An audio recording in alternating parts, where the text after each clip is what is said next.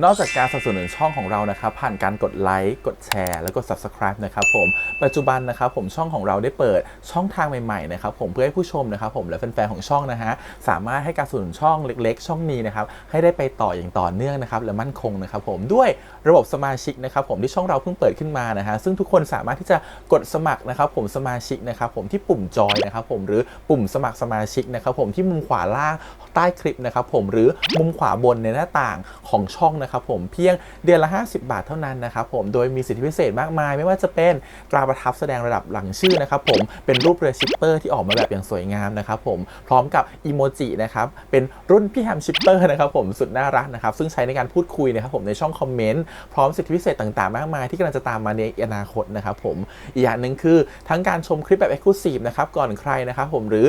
โอกาสที่จะได้ทำกิจกรรมต่างๆร่วมกันในอนาคตนะครับผมก็สำหรับสมาชิกเท่านั้นนะครับผมที่เก็บสิทธิ์นี้เอาไว้ให้กับทุกๆท่านนะครับแต่หากระบบสมาชิกยังไม่หนำใจนะครับผมเรายังมีช่องทางอื่นให้สนับสนุนกันนะครับผมไม่ว่าจะเป็นระบบซุปเปอร์แตงนะครับผมซึ่งหากผู้ชมเนี่ยเจอสัญลักษณ์นะครับรูปหัวใจนะครับผมที่มีดอลลาร์ไซน์นะครับผมหรือสัญลักษณ์รูปเงินดอลลาร์อยู่เนี่ยข้างใต้คลิปใดคลิปหนึ่งเนี่ยสามารถที่จะคลิกนะครับผมเพื่อโดเนทนะครับผมแทนคำขอบคุณนะฮะเพื่อเป็นการสนับสนุนช่องได้นะครับหรือจะเป็นการโดเนทนะครับผ่านบัญชีธนาคารนะครับผมซึ่งได้ใส่รายละเอียดเอาไว้แล้วนะครับข้างใต้คลิปนี้นะครับผมเอาไว้ที่คำบรรยายใต้คลิปนอกจากนั้นนะครับผมเรายังได้เปิด Line Open Chat นะครับซึ่งชื่อว่า ATS Channel Family นะครับผมก็เลยขอเชิญชาวช่องทุกคนนะครับผมเข้าร่วมห้องแชทได้โดยไม่มีค่าใช้จ่ายใดทั้งสิ้นนะครับผมเอาไว้พูดคุยแลกเปลี่ยนข่าวสารกันนะครับผมในครอบครัวของเราและผมได้จัดทำสติกเกอร์ลายรุ่น Lovely พี่แฮมนะครับชิปเปอร์นะครับเอาไว้เป็นสติกเกอร์ที่ใช้พูดคุยกันด้วยนะครับจะได้ใช้คุยกันในกลุ่มก็น่ารักดีนะครับผมหรือจะเอาไปใช้คุยกับเพื่อนๆส่วนตัวก็ได้นะครับไม่ติดอะไรเลยนะครับผมตั้งใจทำออกมามากๆนะฮะเพียงชุดละ35 บาทเท่านั้นนะครับผมใช้ได้ตลอดชีพนะครับผมก็หวังว่าทั้งหมดนี้นะครับผมจะเป็นเรื่องราวดีๆที่จะเกิดขึ้นกับช่องของเราและชาวช่องของเราทุกคนนะครับผมเพื่อมุ่งหน้าต่อไปสู่ปี 2023 ปีนี้และก้าวต่อไปด้วยกันอย่างมั่นคงนะครับผมอย่าลืมสนับสนุนกันนะครับขอบคุณครับ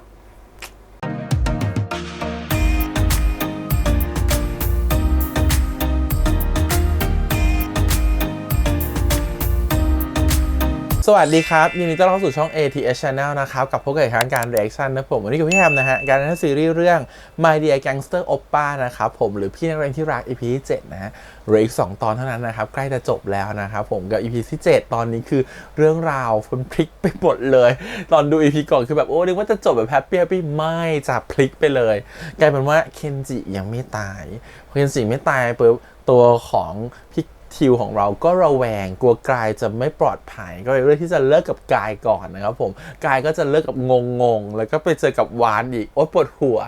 ตกลงใครคู่ใครตกลงมันจะยังไงกันต่อไปกันแน่นะครับผมจบด้วยแบบโอ้โหอึดอัดหัวใจมากต้องรอดูมาต่อใน EP ที่7นะฮะว่าจะเป็นยังไง EP นี้มันจะทะเลาะกันอีกหรือเปล่าหรือตกลงจะกลับมารักกันได้หรือยัง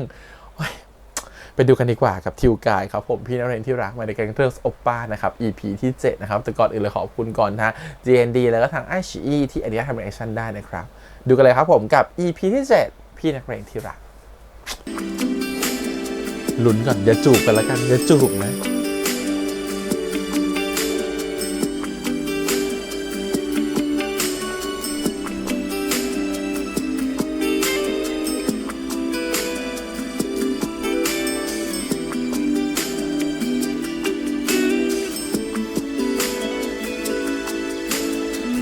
เกินไปจะเลือกแบบไหน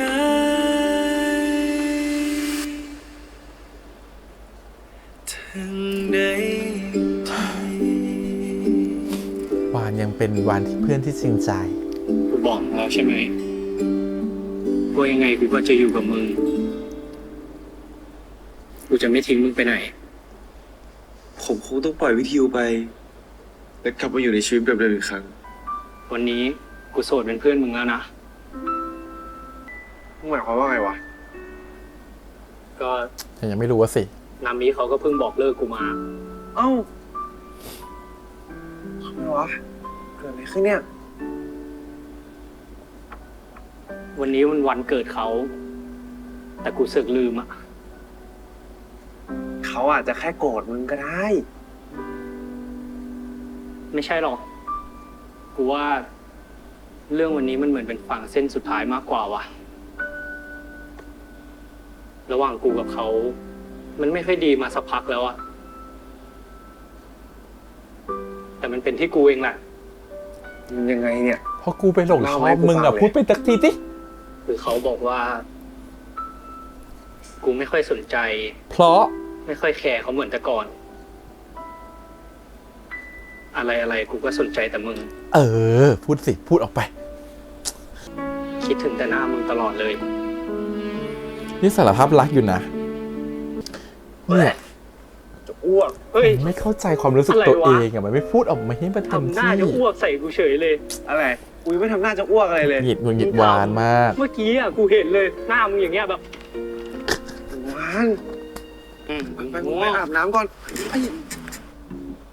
อ้หวานโอ้ยลุกก่อนลุกก่อนเอ้ยนอนแล้ว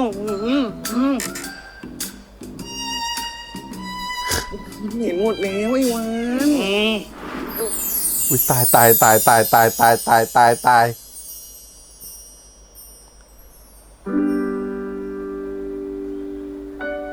ไม่ได้นะ น้อง ไม่ปลอดภัยน้องไม่ปลอดภัย กาย แล้วตอนเนี้ยปิงแวบไหม แต่กูก็ได้แต่บอกตัวเองว่ามึงคือเพื่อน เพื่อนสนิท ใจกูนี่ดิ ไม่รู้จะรู้สึกกับมึงยังไง กูอยากอยู่กับมึง ไม่อยากเสียมึงไปให้คนอื่น มึงเข้าใจไหม เหมือนคนเมาบอกชอบอ่ะ มึงจะทำอะไรของมึงเนี่ย กูชอบมึงนะ อุ้ย เฮ้ย อุ้ย อุ้ย ไปให้มีสติก่อนอย่ามาตอนเมา ไม่ได้ลูกไม่พร้อม คิดถึงเขาก็มารอเขาใต้คอนโดจะบอกว่าเห็นนะ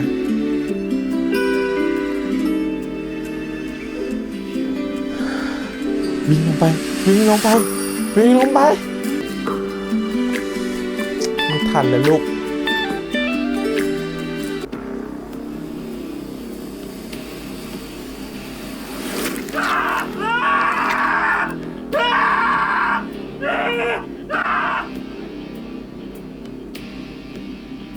ท้าทายกูเอง อย่าทำหน้าตกใจของมันอยู่ มึงรู้ไหมว่ากูทรมานแค่ไหน ชีวิตกูต้องมาตกอะไรอย่างเงี้ย มึงแค้นกูอะมึงก็มาลงกับกูดิ มึงมาทำคนอื่นทำไม กูทำไปแล้วไงอ้าอ้าอ้า ให้มึงตายเร็ว มันสบายไป กี่ครั้งแล้วที่มึงต้องตาย กี่ครั้งแล้วที่มึงได้มีชีวิตใหม่ ก็เพราะการตัดสินใจของกู อุ้ยมันรอบกัดนิสัยมันเนี่ยนิสัยมันเนี่ย ตอบแล้วกูตอบไปเดียวไว้ชีวิตมึงกูตอบแล้วกูตอบแล้ว กูจะไม่ยุ่งกับมันกูจะไม่ยุ่งกับคนนี้นะกูขอโทษกูขอโทษไว้ชีวิตกูไว้ชีวิตกูไอ้เดียวกูตอบแล้วจริงๆไอ้เดียวกูตอบแล้วไอ้กูตอบแล้วจริงๆ ครั้งนี้ครั้งสุดท้าย ขอให้เรื่องมันจบ มึงปล่อยมาทำไม ถ้ามึงโผล่หน้าไม่ให้กูเห็นอีก เฮ้ย คือมึงต้องตาย เฮ้ย ปล่อยมาให้ถึง EP 8 ใช่ไหมล่ะ เนี่ย คนอย่างมันเนี่ย กูมีเรื่องใหญ่การแก้แค้นไอ้ทิวกูก็ไม่รู้จะจัดการกับความรู้สึกตัวเองยังไงเหมือนกัน กูสัญญานะ กูจะไม่ทำร้ายความรู้สึกมึงอีก แต่มึงเข้าใจกูหน่อยนะ สิ่งที่เกิดขึ้นมันเป็นเรื่องใหม่สำหรับกู เรื่องบางเรื่อง มันก็ใช้เวลานานกว่าจะเข้าใจตัวเอง กูขอเวลาหน่อยได้ไหม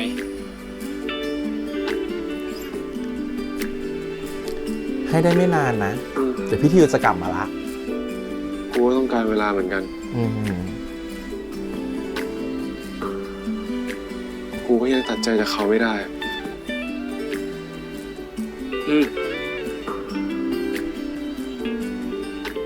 แต่ แต่กูอยู่กับมึงตรงนี้เสมอนะ ปวดหัว ไปอาบน้ำได้แล้ว เช้ามาฟันก็ไม่แปรงลายบูดหมดแล้วมึงไปอาบไปพี่ซื้อน้ำเต้าหู้มาฝากขอโทษนะที่พูดไปแบบนั้นเนี่ยตอนนี้ธุระของพี่เสร็จหมดเรียบร้อยแล้วนะเราข้าไปคุยกันต่อที่ห้องดีกว่า เมื่อไหร่จะจ่ายตังค์อ่ะยังไม่ได้จ่ายตังค์เลยนะ ขอโทษครับ เราเนี่ยมันเนี่ย บอกเลิกเขาเมื่อวานจะมาขอคืนนี้บ่อยวันนี้ โอ้โหปวดหัว ไม่ต้องขอแล้ว ธุระก็ยังไม่จบด้วยนะ ไม่ยอมฆ่ากันด้วย น้ำเต้าหู้2 ถุงครับ เฮ้ยเจะเด็กโง่ไม่ให้ อุ๊ย เฮ้ย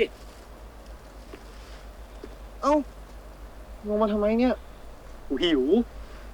แล้วนี่มึงสั่งให้กูยังอ่ะ แล้ว เนี่ยของมึงกูใส่แค่ลูกเดียวกับถั่วแดง จำได้ด้วยเหรอ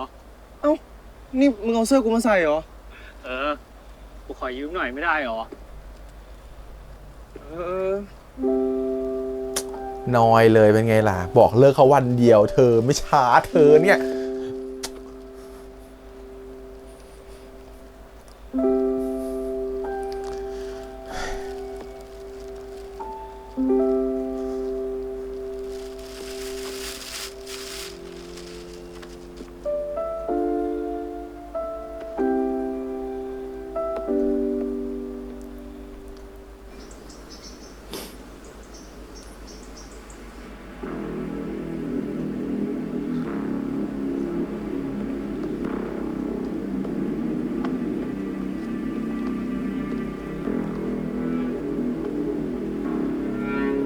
กูมาพบคุณไพบูลย์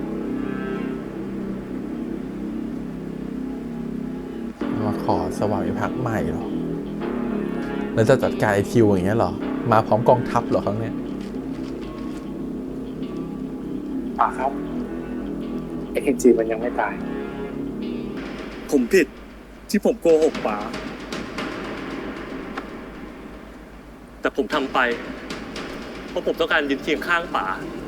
ผมอยากอยู่เหนือไอ้ทิว ตอนเนี้ยป๋าไม่มีมันอยู่แล้ว ให้โอกาสผมนะครับ แล้วผมจะไม่ทรยศ ทิ้งป๋าไปเหมือนที่ไอ้ทิวมันทำกับป๋าแน่นอน พิสูจน์สิ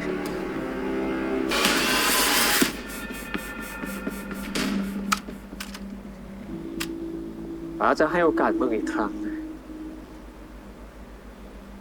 และเป็นครั้งสุดท้าย เฮ้ยคุณทิวอ่ะบอกให้จ่ายกลางเดือนได้ แล้วอยู่ๆจะมาจ่ายกระทันหันได้ไงอ่ะ ตอนนี้ทุกอย่างเปลี่ยนไปละ กูเป็นคนคุมที่นี่ ไม่ใช่ไอ้ทิว มันจะไม่มีปัญหาอะไรเหรอเฮีย ถ้าพวกเจ้าของผับมันไม่ยอมขึ้นมาเนี่ยสร้างปัญหาไอ้ป่าเนี่ยนะเฮีย นี่มึงมีปัญหาอะไรนักหนากับการทำงานของกูอะฮะ เปล่าเฮีย ผมแค่เป็นห่วง กูจะมีปัญหาตามมา ถ้าพวกมันมีปัญหากับป่า แล้วป่าดูแลไม่ได้ กูว่าถึงเวลาละที่ไอ้แก่มันต้องปลดเกษียณเองสักที แล้วถ้าไม่ใช่ป่า จะเป็นใครแทนเฮียเหรอ มึงเดินตามกูมา แล้วกูจะทำให้มึงเห็นรอด คนมันจองห่องคนมันอีโก้เยอะ เฮ้ย กูอยากกินชาบูอ่ะ มึงไปกินกับกูนะ ไปดิ กูไม่ได้กินนานแล้วเหมือนกัน ได้ จงมือเดินด้วยนะ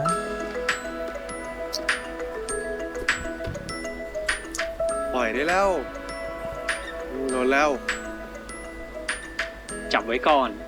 เดี๋ยวมึงเผลอเดินไม่ดูอีก ไป เขาจับมือกันด้วยล่ะทิวเหมือนความรักมันคลั่งอยู่ตอนนี้คลั่งรักอยู่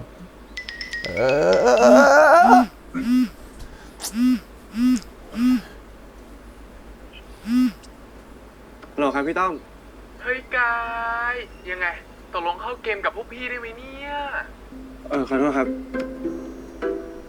น่าจะเหลือแค่ผมคนเดียวแล้วอะ คือกูไม่ได้แอบฟังนะ แต่ลำโพงมึงดังเองอ่ะ แล้วยังไง กูขอเล่นเกมด้วยได้ปะ มึงอยากเล่นเกมด้วยนะ ก็ กูอยากลองเข้าไปอยู่ในโลกของมึงดูบ้างอ่ะ หรือผมควรจะลองเปิดใจให้วานก้าวเข้ามาในโลกของผม นั่นแหละ ไปอยู่มึงไปฟาร์มได้ yes ชนะเว้ย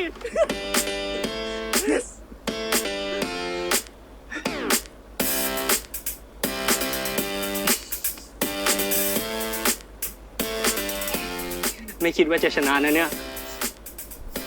มึงก็เก่งเนาะ เล่นตาแรกก็ชนะเลยพรสวรรค์ว่ะ ท่านอาจารย์ก็ชมค่าเกินไป เก่งทุกอย่างมึงอ่ะ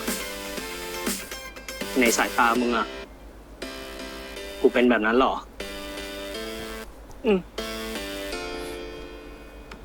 แต่กูแพ้เรื่องมึงนะ โอ้โห สิ่งที่วานกำลังเป็นอยู่ตอนนี้ มันคือสิ่งที่ผมอยากได้จากวานมาตลอด ตายแล้ แต่ ว ไม่รู้ทำไม ตายแล้ว ในใจของผมกลับไม่ได้ยินดีที่จะเปิดรับวานเลย เพราะว่าเธอยังคิดถึงพี่ทิวอยู่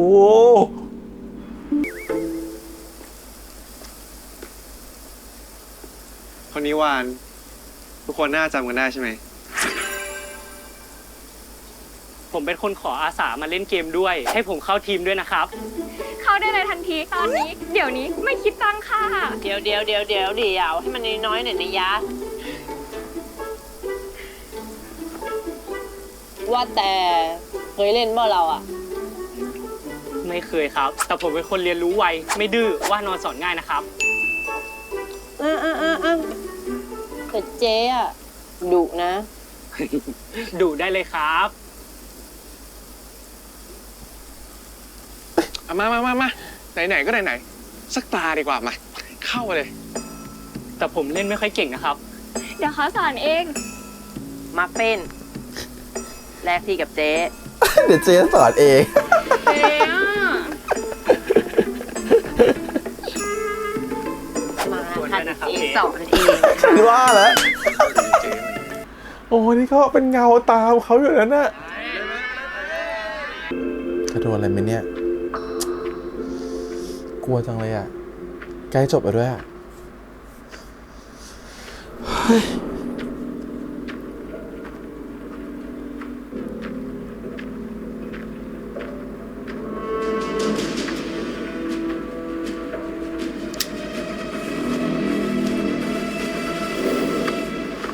อย่าพี่ทิว กาย น้องมา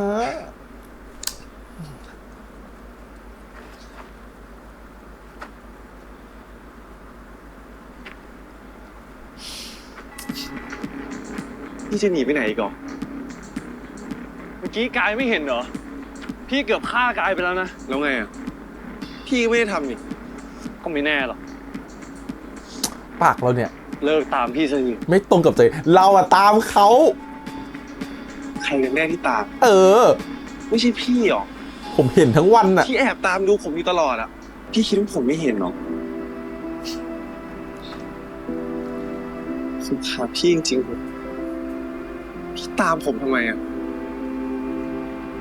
พี่ก็แค่อยากรู้ว่ากายสบายดีไหม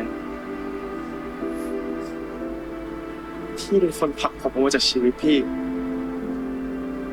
แต่พี่ทำตัวแบบนี้เนี่ยนะ พี่อยากให้กายกลับไปอยู่ในโลกของกาย พี่เห็นกายมีความสุขแบบเนี้ย พี่ก็ดีใจ พี่รู้บ้างไหม ผมไม่ดีใจเลย โลกของผมอะที่มันไม่มีพี่ไม่แย่มากๆเลยเว้ย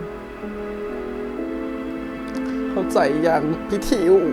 พี่ทิว ตอนแรก ผมก็คิดว่าผมโอเค ผมคิดว่าผมจะกลับไปเป็นเหมือนเดิมได้ กลับไปชอบวาย กลับไปมีโลกเป็นของตัวเอง แต่ทั้งที่วานให้ในสิ่งที่ผมต้องการได้ทุกอย่าง ทั้งเวลา ทั้งใส่ใจ แต่พี่รู้ปะยังไม่พอสำหรับผมเลยเว้ยพอผมไม่มีพี่ ชีวิตผมแม่งไม่มีความสุขเลยนะเว้ย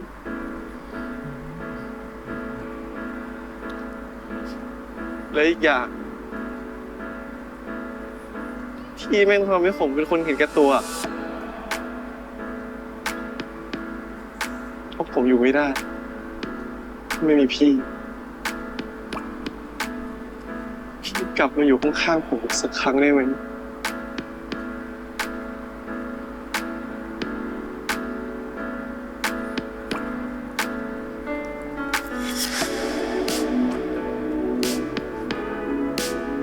คือมันไม่เหมือนกันเนาะถึงวานจะเพอร์เฟกทุกอย่างก็จริงแต่ความรักมันขึ้นกับบุคคลไปแล้วมันเป็นของเป็นคนนี้ไปแล้วอะ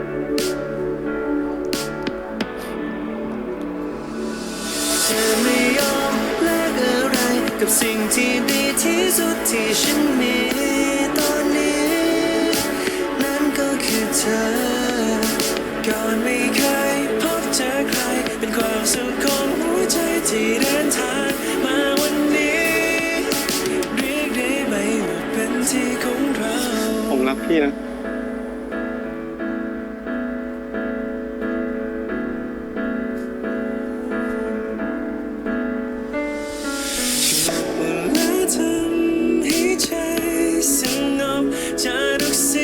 ถือว่าจบได้อย่างแฮปปี้ EP นี้ EP หน้าไปลุ้นกันต่อ วางเสียใจด้วยนะ บ๊ายบาย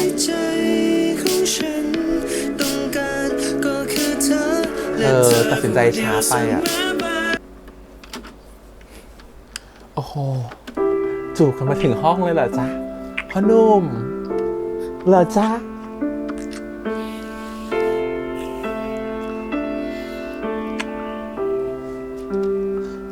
เลิกทำไมก่อนฉันงงมากเลย แล้วดูนะสิ่งที่ทิวทำพลาดจะย้อนกลับมาหาตัวเอง EP หน้า ผมหายใจไม่ทัน จูบกันจนหายใจไม่ทันบ้าบอ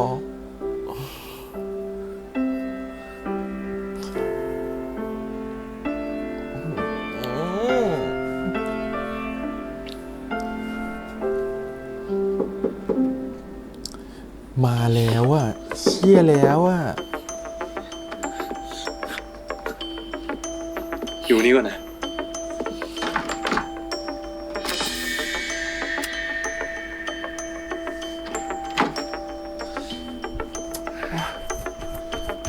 ลูกฉันจะมีความสุขสักนิดก็ไม่ได้ ไม่ต้องตามมา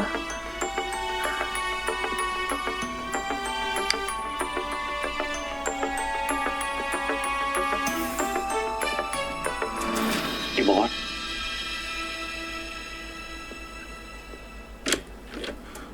พี่ทิวช่วยด้วย คุณไพบุญกำลังจะโดนฆ่า โอเค EP นี้โอ้ย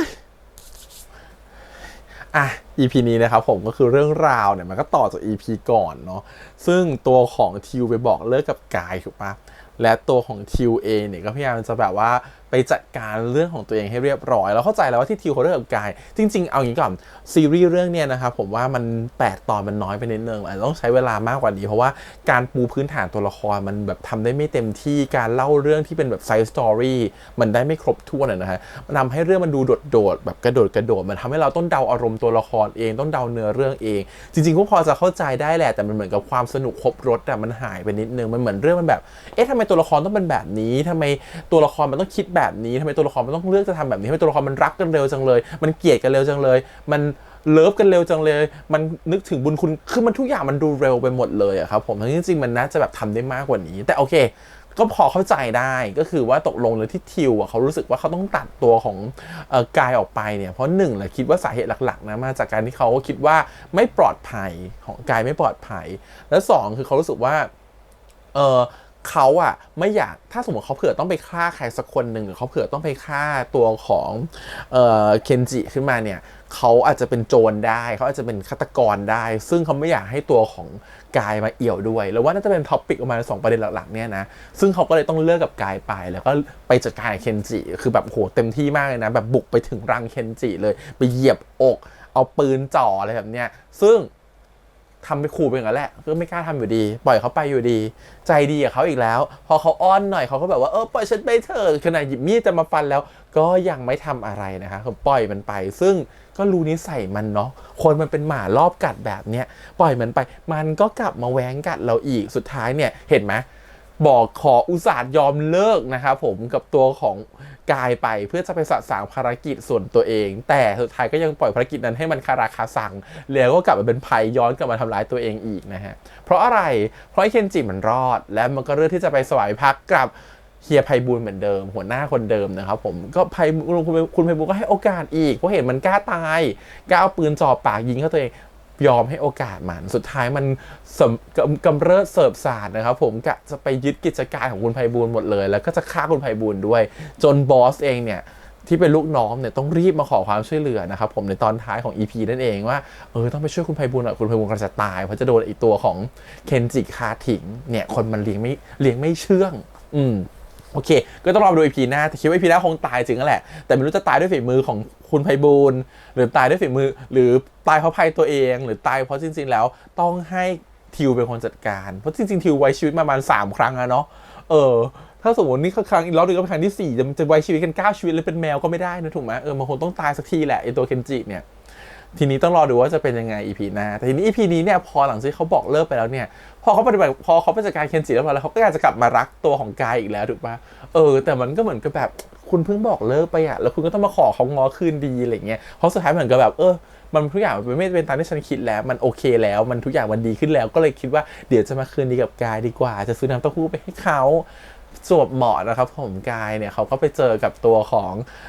วานในอควาเรียมแล้วมันก็รู้สึกความรู้สึกของความคิดถึงมันก็กลับมาแล้วก็รู้สึกคุยกันดีๆเป็นเหมือนเพื่อนแต่ครั้งเนี้ยวานมาไม่เหมือนเดิมแล้ววานคิดมากกว่าเพื่อนแล้วนะครับผมเขาคิดเกินเพื่อนไปแล้วแต่แค่เขายังรับความเป็นตัวเองไม่ได้แล้วว่านี่คือจุดอ่อนของวานนะครับผมแต่คิดว่ามันก็ไม่ใช่ที่สุดของความรักเนาะวานจะเจอคนที่ดีกว่านี้ก็ได้แต่อย่างน้อยทำให้เขาเข้าใจตัวเองว่าเขาเป็นอะไรเขาต้องการอะไรบางครั้งมันทำให้เห็นว่าการที่คุณตัดสินใจช้าเกินไปนะครับผมมันก็ไม่ได้บอกว่าคุณจะได้สิ่งที่ดีที่สุดนะบางครั้งช้าๆได้พาเล่มงามก็จริงนะครับผมแต่บางครั้งช้าเกินไปจากการที่เราไม่รู้ใจตัวเองเนี่ยมันอาจจะทำให้เราสูญเสียโอกาสดีๆไปก็ได้ถ้าเขาพูดสิ่งนี้หรือทำสิ่งนี้แต่ตอนที่ก่อนหน้าเนี่ยเขาอาจจะได้คบกับกายไปแล้วก็ได้นะครับผมแล้วก็มีความสุขอยู่กับกายไปแล้วแต่เขาเลือกที่จะปฏิเสธความรู้สึกตัวเองหรือความนึกคิดของตัวเองแล้วตัดเรื่องเป้าหมายออกไปว่าเขาต้องการอะไรแต่โฟกัสกับแค่สิ่งที่อยู่ตรงหน้ามันเลยกลายเป็นว่าเขาพยายามจะหนีความเป็นจริงไปครับก็เลยกลายเป็นว่าเขาต้องไปคบกับผู้หญิงคนนู้นคนนี้คนนี้คนนั้น